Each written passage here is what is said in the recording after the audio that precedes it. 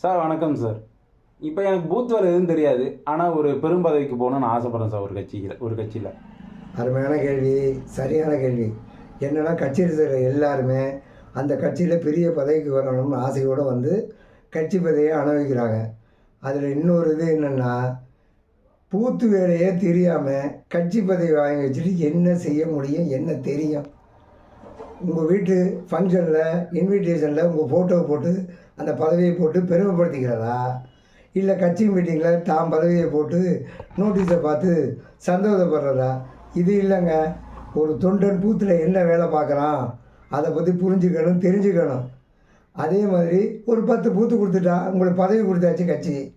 10 பூத்து கொடுத்து நீ வேலை பாருங்கிறா. ஒரு வேலை தெரியாதவன் வேலை எப்படிங்க வாங்க முடியும்?